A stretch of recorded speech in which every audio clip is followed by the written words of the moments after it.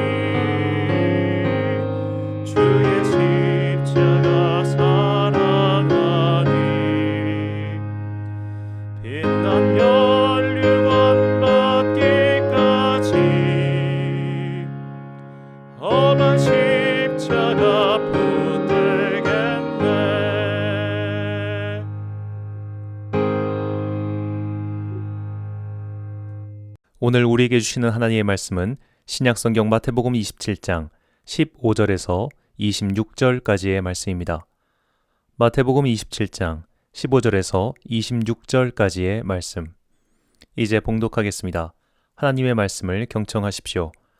명절이 되면 총독이 무리의 청원대로 죄수 한 사람을 놓아주는 전례가 있더니 그때에 바라바라 하는 유명한 죄수가 있는데 그들이 모였을 때 빌라도가 물어 이르되 너희는 내게 누구를 너희에게 놓아주기를 원하느냐 바라바냐 그리스도라 하는 예수냐 하니 이는 그가 그들의 시기로 예수를 넘겨준 줄 알미더라.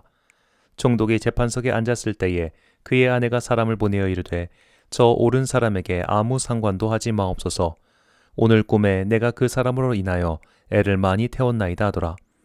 대제사장들과 장로들이 무리를 권하여 바라바를 달라 하게 하고 예수를 죽이자 하게 하였더니 총독이 대답하여 이르되 둘 중에 누구를 너희에게 놓아주기를 원하느냐 이르되 바라바로소이다. 빌라도가 이르되 그러면 그리스도라 하는 예수를 내가 어떻게 하랴. 그들이 다 이르되 십자가에 못 박혀야 하겠나이다. 빌라도가 이르되 어찌미냐 무슨 악한 일을 하였느냐. 그들이 더욱 소리질러 이르되 십자가에 못 박혀야 하겠나이다 하는지라. 빌라도가 아무 성과도 없이 도리어 밀란이 나려는 것을 보고 물을 가져다가 무리 앞에서 손을 씻으며 이르되 이 사람의 피에 대하여 나는 무죄하니 너희가 당하라. 백성이 다 대답하여 이르되 그 피를 우리와 우리 자손에게 돌릴지어다 하거늘 이에 바라바는 그들에게 놓아주고 예수는 채찍질하고 십자가에 못 박히게 넘겨주니라. 아멘. 변화를 거부하는 자들이란 제목으로 하나님의 말씀 선포하겠습니다. 한자어 악은 두 가지 뜻이 있습니다. 악함과 미움입니다. 이 악자는 미울오라고도 읽습니다. 이 단어는 무덤 아자와 마음 심자가 합쳐진 단어입니다. 미움은 무덤의 마음이며 이 무덤의 마음이 악입니다. 우리가 누군가를 미워할 때 하는 말은 꼴 보기 싫어입니다. 미움은 상대방을 더 이상 안 보고 싶어지는 마음입니다. 상대를 더 이상 안 볼 수 있는 가장 좋은 방법은 상대방이 무덤에 들어가는 겁니다. 미움이 악인 이유가 바로 여기에 있습니다. 우리가 누군가를 미워하게 되는 순간 우리는 무덤을 만들고 그 사람을 들어가게 만드는 겁니다. 그래서 성경은 미움에 대해 이렇게 말씀하십니다. 요한일서 3장 15절입니다. 그 형제를 미워하는 자마다 살인하는 자니 살인하는 자마다 영생이 그 속에 거하지 아니하는 것을 너희가 아는 바라. 아멘. 미움의 끝은 상대의 소멸입니다. 그가 단순히 내 눈앞에서 사라지는 것뿐만 아니라 앞으로 그 존재 자체를 듣고 싶지 않고 보고 싶지 않은 것입니다. 소멸되었으면 좋겠다는 마음이 미움입니다. 미움은 그 감정 폭의 차이는 있을지언정 본질은 동일합니다. 이 미움의 작동 원리와 유사한 감정이 있습니다. 바로 시기입니다. 한자어로 시기는 의심하다, 두려워하다, 혐오하다란 뜻의 시와 피하거나 꺼리다의 기가 합쳐진 단어입니다. 내가 어떤 사물이든 인간이든 그것을 혐오하거나 두려워하거나 꺼려하는 마음이 있다면 우리는 그것을 내 시선에 두지 않을 겁니다. 벌레를 혐오하는 사람은 절대 집안에 벌레가 들어오지 못하게 합니다. 시기란 그런 혐오의 감정입니다. 그것을 내 시선 밖으로 치워버려야 하는 마음입니다. 오늘 본문도 무덤의 마음, 치워버리려는 혐오의 마음을 가진 사람들을 보여주고 있습니다. 본문 18절입니다. 이는 그가 그들의 시기로 예수를 넘겨준 줄 알미더라. 여기서 시기라고 번역한 헬라어 푸토노스는 파괴하다, 망치다 하는 뜻의 푸데이로에서 온 단어입니다. 빌라도 앞에 예수님을 데리고 온 사람들, 예수님을 고발한 사람들은 그분을 파괴하고 망치고 완전히 소멸시키려는 마음을 먹고 온 사람들이었습니다. 그들은 어째서 그렇게 예수님을 싫어했을까요? 어째서 그분을 그렇게 미워했을까요? 바로 예수님이 빛이셨기 때문입니다. 요한복음 3장 19절과 20절 말씀입니다. 그 정죄는 이것이니 곧 빛이 세상에 왔으되 사람들이 자기 행위가 악함으로 빛보다 어둠을 더 사랑한 것이니라. 악을 행하는 자마다 빛을 미워하여 빛으로 오지 아니하나니 이는 그 행위가 드러날까 함이요. 아멘. 성경의 이야기를 잘 보면 하나님의 천사들을 만났을 때 사람들의 즉각적인 반응은 이제 내가 죽게 되었구나입니다. 죄를 지닌 인간은 하나님께 접할 수 없다는 생각을 갖고 있었던 겁니다.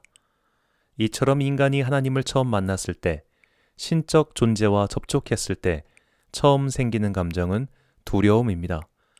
그 두려움은 당연히 가질 수밖에 없는 것이죠. 그런데 인간이란 생물은 참 이상해서 처음 가졌던 여러 가지 생각, 감정 등은 시간이 지나면서 흐릿해집니다. 처음 하나님을 만난 놀라움과 두려움도 점점 흐려집니다. 예수님을 처음 만난 사람들도 그랬습니다. 처음에는 놀라웠습니다. 신기했습니다. 그런데 시간이 지나면 지날수록 놀라움은 희석되고 신적 존재에 대한 두려움은 사라졌습니다. 이제 예수를 못마땅해 했던 사람들은 다른 마음을 품게 됩니다. 시기와 질투, 미움이라는 마음이었습니다. 저 사람만 없어지면, 저것만 사라지면 우리는 지금까지처럼 편안히 살 수 있을 텐데 하는 마음입니다. 이것이 어둠의 마음입니다. 어둠의 마음, 죄의 마음은 변화를 싫어합니다. 이것은 마치 물리학에서 말하는 관성 에너지와 비슷합니다. 에너지의 방향을 바꿀 때는 더 큰 힘이 필요합니다. 예를 들어 막 뛰어가는 사람을 세우려면 그와 맞먹는 힘이 필요하듯이 말입니다. 예수님을 싫어했던 사람들은 세상 나라를 향해 달리고 있던 자들입니다. 예수님께서 오셔서 그 방향을 막으시고 그들을 하나님 나라로 돌려놓으려 하자 엄청난 저항이 일어나 예수를 죽이려 했습니다. 변화를 싫어하는 이는 예수님을 죽이려 했던 자들만이 아니었습니다. 총독의 권한을 가지고 로마에서 파견된 빌라도 또한 변화를 싫어했습니다. 본문 24절입니다. 빌라도가 아무 성과도 없이 도리어 밀란이 나려는 것을 보고 물을 가져다가 무리 앞에서 손을 씻으며 이르되 이 사람의 피에 대하여 나는 무죄하니 너희가 당하라. 이스라엘 전 지역을 다스리던 친로마 정권인 헤롯 대왕이 죽은 후 이스라엘은 헤롯의 후손들로 인해 사분오열되었습니다. 그래서 로마는 예루살렘을 제외한 각 지역은 헤롯의 후손들에게 통치권을 나눠줬습니다. 그들을 분봉왕이라고 부릅니다. 이것은 권한을 나눠줬다는 뜻입니다. 하지만 정치적으로 가장 중요한 수도 예루살렘 주변 지역은 로마의 직할로 남겨뒀습니다. 그리고 그곳을 다스리라고 파견한 사람이 총독입니다. 로마의 영토가 확대되면서 그들은 모든 지역을 직접 다스릴 수 없었습니다. 이탈리아 반도 외의 로마 영토를 속주라고 불렀고 그 속주를 다스리는 자들이 총독이었습니다. 모든 속주의 총독이 인기 있는 자리였던 것은 아닙니다. 인기 있는 속주가 있었고 좌천성 속주도 있었습니다. 당시 로마 출신이 볼 때 로마를 제외한 나머지 동네는 다 시골이고 낙후된 곳이었습니다. 기왕 낙후된 곳에 왔으니 돈이나 많이 벌어서 로마로 돌아가야 했습니다. 그러나 소위 노른자 속주의 총독이 아닌 이상 많은 돈을 벌 수가 없었습니다. 팔레스타인 땅은 로마에게 있어서 지정학적으로 중요한 곳이었습니다. 하지만 그 땅은 척박한 곳이라 군사적으로는 중요했지만 경제적으로는 별로 중요하지 않았습니다. 이런 곳에 떨어진 총독의 마음은 어떤 마음이었을까요? 빨리 임기 마치고 돌아가자. 그런 마음이었을 겁니다. 본디오 빌라도와 빌라도의 전임 총독이었던 발레리우스 그라투스는 각각 10년 동안 그곳을 다스렸습니다. 하지만 60년 동안 14명의 총독이 다녀갔는데 이 둘을 제외하면 거의 2년이면 본국으로 돌아갔습니다. 그만큼 팔레스타인 땅은 총독짓 하기 쉽지 않은 것이었고 오래 있을 가치가 없는 지역이었다는 소리입니다. 우리가 본디오 빌라도라고 말하는 이의 로마식 이름은 폰티우스 필라투스입니다. 그에 대한 기록은 성경 외에 아직까지 별다른 발견이 없기 때문에 어떤 사람인지 정확히 알 수는 없습니다. 다만 그가 서기 26년부터 36년까지 총독으로 근무했던 것으로 볼 때 아마 그의 머릿속에는 이제 조금만 더 있으면 이곳을 떠나 본국으로 돌아갈 수 있다라고 생각했을지도 모릅니다. 조금만 더 있으면 떠날 수 있는데 밀란이 일어나면 어떻게 되겠습니까? 본국에서 자신에 대한 평가도 떨어질 것이고 그렇게 되면 이후 그의 정치적 입장도 난처해질 겁니다. 즉 빌라도는 어떤 변화나 소동도 원하지 않았고 오직 자신의 안위만을 생각했던 근본적으로 예수님을 못 박으라 소리쳤던 기득권과 같은 입장이었습니다. 변화는 싫다, 이대로 가자라고 외치는 자들이죠. 이것이 죄의 모습입니다. 죄는 변화를 싫어합니다. 이대로 가기만을 원합니다. 그래서 자신을 바꾸려고 하는 변화를 미워합니다. 혐오합니다. 없애버리려고 합니다. 변화를 싫어하고 미워하는 자들의 손에 의해 예수님께서는 십자가에서 돌아가셨습니다. 사탄 또는 마귀는 어떤 모습을 하고 있을까요? 정말 우리가 혐오하고 두려워하는 모습을 갖고 있을까요? 그렇지 않습니다. 악의 세력은 우리에게 친숙한 모습을 하고 있습니다. 그들은 우리의 변화를 싫어합니다. 그래서 우리에게 친숙한 모습으로 찾아와 우리를 이 자리에 계속 머물게 있으려 합니다. 사탄이 원하는 것은 우리가 죄의 자리에 머무는 것입니다. 그래서 사탄은 오늘도 우리가 빛을 미워하게 만듭니다. 변화를 싫어하게 만듭니다. 사탄은 이대로를 외칩니다. 악한 존재들은 변화를 껄끄럽게 느끼게 하고 변화를 혐오하게 만듭니다. 이런 사탄의 도구가 된 유대의 지도자들과 로마의 권력자에 의해 예수님께서 돌아가셨습니다.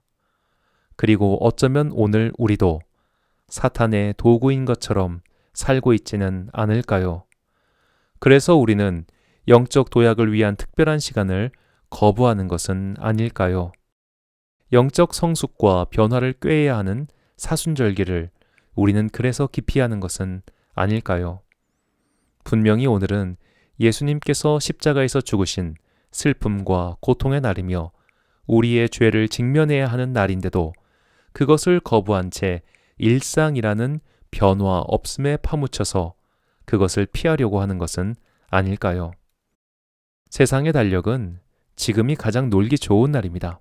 이 좋은 날씨에 전국으로 퍼져나가 꽃 구경을 해야 하는 이때에 왜 굳이 예수님의 죽음과 십자가를 생각하며 우울하게 있어야 하냐고 반문하며 그렇게 보내고 있는 우리의 모습은 과연 어떤 모습일까요?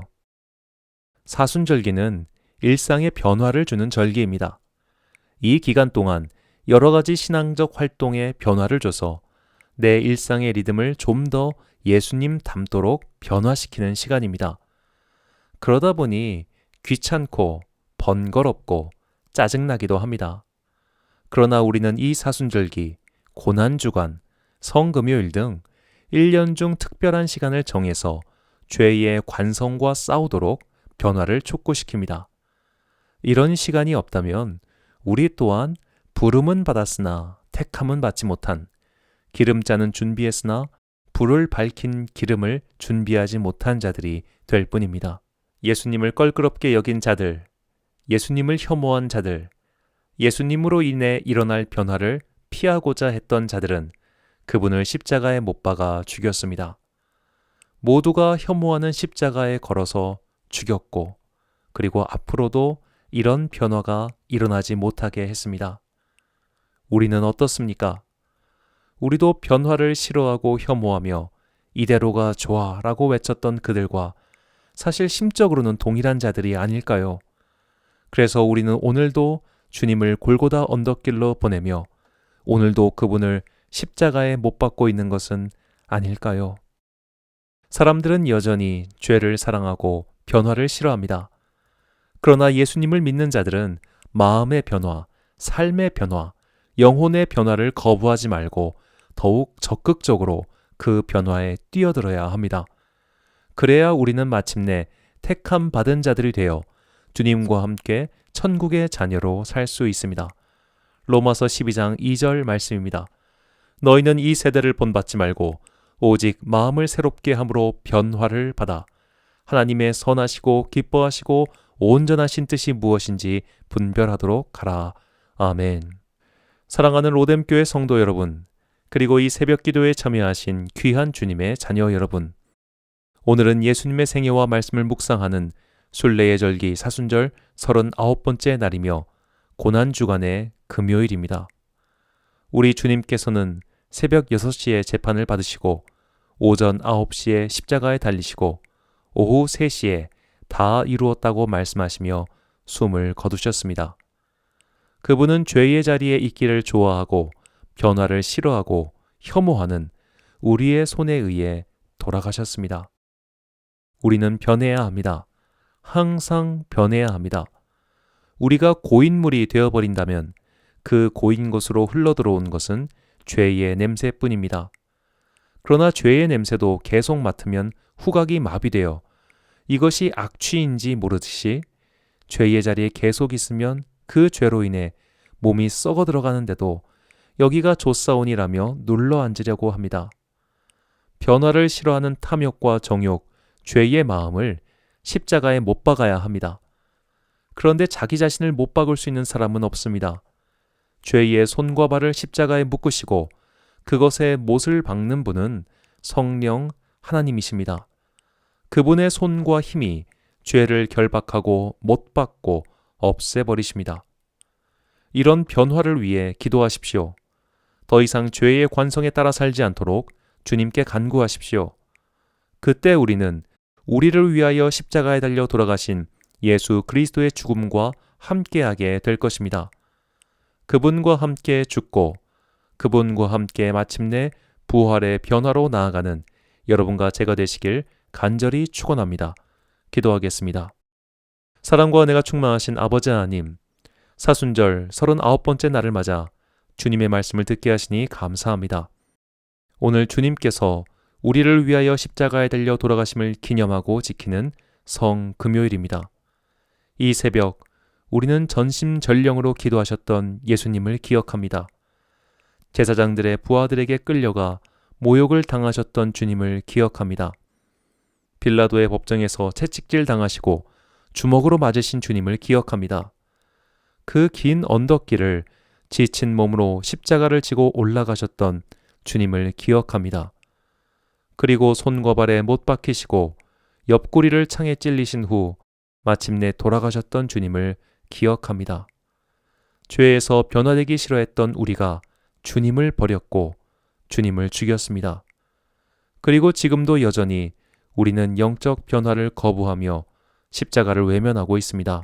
성령 하나님, 연약한 우리를 도우시고 주님의 손으로 우리의 죄와 그릇된 욕망을 십자가에 못 박아 주옵소서.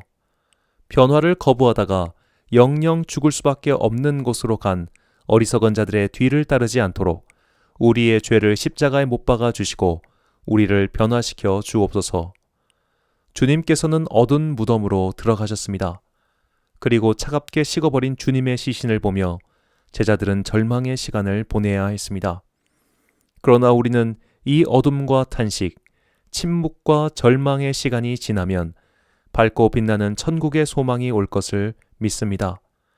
이 시간을 슬기롭게 견딜 수 있도록 은총을 베풀어 주시고 주님께 택함 받아 부활의 변화로 나아가는 하늘의 자녀가 되게 하옵소서. 오늘 하루 동안 세상의 분주함 속에서 살더라도 예수님의 십자가 은혜를 묵상하며 살아가는 주님의 택함 받은 자녀가 되길 소망하오며 이 모든 말씀, 이 죄악 세상의 변화를 위하여 십자가에 달려 돌아가신 예수 그리스도의 이름으로 기도드립니다. 아멘. 주기 도문하심으로 사순절 새벽 기도회를 마치겠습니다. 하늘에 계신 우리 아버지, 아버지의 이름을 거룩하게 하시며 아버지의 나라가 오게 하시며 아버지의 뜻이 하늘에서와 같이 땅에서도 이루어지게 하소서. 오늘 우리에게 일용할 양식을 주시고 우리가 우리에게 잘못한 사람을 용서하여 준 것 같이 우리 죄를 용서하여 주시고 우리를 시험에 빠지지 않게 하시고 악에서 구하소서. 나라와 권능과 영광이 영원히 아버지의 것입니다. 아멘.